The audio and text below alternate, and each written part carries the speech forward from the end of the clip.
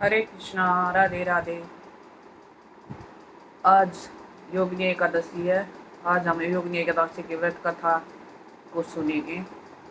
योगिनी एकादशी का व्रत आज है। आषाढ़ मास में कृष्ण पक्ष की एकादशी को योगिनी एकादशी भी कहते हैं। मान्यता है कि इस एकादशी का व्रत करने से आपके सारे पाप नष्ट हो जाते हैं और आपको परम पुण्य की प्राप्ति होती है।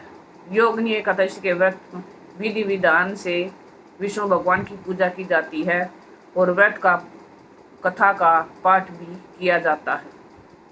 माना जाता कि इस कथा का पाठ करने के बाद योगिनी एकादशी का व्रत पूर्ण माना जाता है। योगिनी एकादशी व्रत कथा पद्म पुराण के उत्तराखंड में प्राप्त होती है। आषाढ़ मास के कृष्ण एकादशी को योगिनी अथवा शयनी एकादशी भी कहते हैं। इस व्रत कथा के वक्ता श्री कृष्ण एवं मार्कंडेय जी है। श्रोता युधिष्ठिर एवं हेमा मालिनी है। जब युधिष्ठिर आषाढ़ कृष्ण पक्ष एकादशी का नाम एवं महत्व पूछते हैं तो वासुदेव जी इस कथा को कहते हैं। एक बार की बात है कि धर्मराज युधिष्ठिर के कहने लगे कि हे भगवान, मैंने जैसे ज्येष्ठ शुक्ल एकादशी के व्रत का महात्म्य सुना। अब कृपया आषाढ़ कृष्ण पक्ष की एकादशी की कथा सुनाइए। इसका नाम क्या है, महात्म्य क्या है, यह सब भी हमें बतलाइए। श्री कृष्ण कहने लगे कि हे राजन, आषाढ़ कृष्ण पक्ष एकादशी का नाम योगिनी एकादशी है। इसके व्रत से समस्त पाप नष्ट हो जाते हैं। यह इस लोक में भोग और परलोक में मुक्ति देने वाली है। यह तीनों लोकों में प्रसिद्ध है। मैं तुमको पुराणों में वर्णन हुई कथा कहता हूँ, ध्यानपूर्वक सुनो। स्वर्गधाम की अलकापुरी नामक एक नगरी में कुबेर नाम का एक राजा रहता था। वह शिव भगत था और प्रतिदिन शिव की पूजा किया करता था।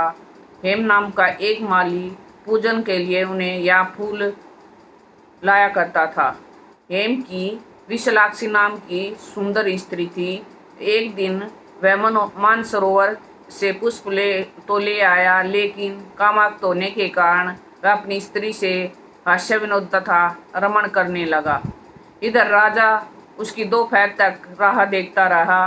अंत में राजा कुबेर ने सेवकों को आज्ञा की, तुम लोग जाकर मालिक को न आने का कारण पता करो, क्योंकि वह अभी तक पुष्प लेकर नहीं आया। सेवकों ने कहा, महाराज, वह पापी अतिकामी है, अपनी स्त्री के साथ हास्य विनोद और रमण कर रहा होगा। सुनकर कुबेर ने क्रोधित होकर उसे बुलाया। कुबेर ने तुरंत ही अपने सेवकों को भेजकर उस हेमा माली को समक्ष बुलवाया। हेमा माली भय से आकुल होकर तुरंत ही कुबेर महाराज के सामने उपस्थित हो गया। उसे देखकर कुबेर की आंखें क्रोध से लाल हो गई।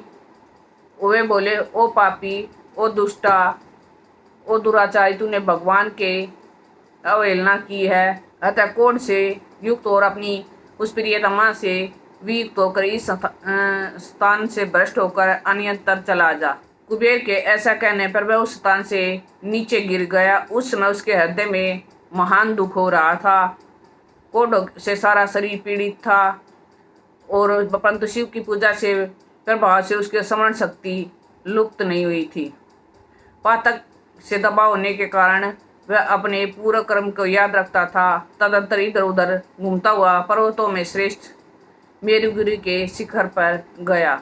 वहाँ उसे तपस्या कुंज मुनिवर मार्कंडेय जी के दर्शन हुए। पाप कर्मा यक्ष ने दूर से मुनि के चरणों में प्रणाम किया।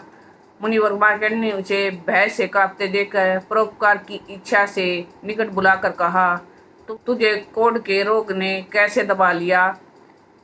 तू क्यों इतना अधिक निंदनीय है? यक्ष बोला, महाराज, कुबेर का नचुर हूँ। प्रतिदिन भगवान शिव जी की पूजा के लिए मानसरोवर से कमल पुष्प लाकर कुबेर के भवन में पहुँचाना मेरा काम था। लेकिन एक दिन पत्नी के साथ रमण करते हुए मुझे समय का ज्ञान न रहा और मैं कुछ ले जाने में विलंब हो गया। इससे कुबेर महाराज क्रोधित होकर श्राप दे दिया और मैं क्रोध से पीड़ित अपनी पत्नी के वियोग से दुखी होकर दर दर भटक रहा हूँ। आज किसी पुण्य कर्म से मैं आप आज के समक्ष उपस्थित हुआ हूँ।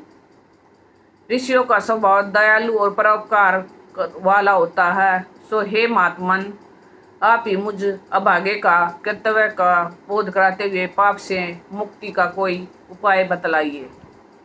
मार्कंडेय जी ने कहा, तुमने यह सच्ची बात कही है, असत्य भाषण नहीं किया है, इसलिए मैं तुम्हें कल्याणप्रद व्रत का उपदेश करता हूँ। तुम आषाढ़ के कृष्ण पक्ष की एकादशी का व्रत करो। इस व्रत के पुण्य से तुम्हारी कोढ़ निश्चय ही दूर हो जाएगा। भगवान श्री कृष्ण कहते हैं, ऋषि के ऐसे वचन सुनकर हेमा माली दंड की भांति मुनि के चरणों में गिर गया। मुनि ने उसे उठाया और उसका बड़ा हर्ष हुआ। मार्कंडेय जी ने के उपदेश से उस योगिनी एकादशी का व्रत किया, जिससे उसके शरीर से कोढ़ दूर हो गया। मुनि के कथा अनुसार उस उत्तम व्रत का अनुष्ठान करने पर वह हेमा माली पूर्ण सुखी हो गया। निरपचेष्ट यह योगिनी का व्रत ऐसा ही बताया गया है जो 88,000 ब्राह्मणों को भोजन कराता है। उसके समान इस व्रत के करने से मनुष्य को फल मिलता है। मान पापों को शांत करने वाली एकादशी है तथा पुण्य फल देने वाली भी है। इसके पढ़ने से सुनने से मनुष्य सब पापों से मुक्त हो जाता है। प्लीज़ हमारी वीडियो को ज़्यादा से ज़्यादा शेयर कीजिए। अपने शास्त्रों का ज़्यादा से ज़्यादा प्रचार कीजिए। यह कथा इसमें हमसे कोई गलती या त्रुटि हो गई तो कमेंट करके बताएं। हम अपनी गलती को सुधारने का पूरी कोशिश करेंगे। हरे कृष्णा, राधे राधे।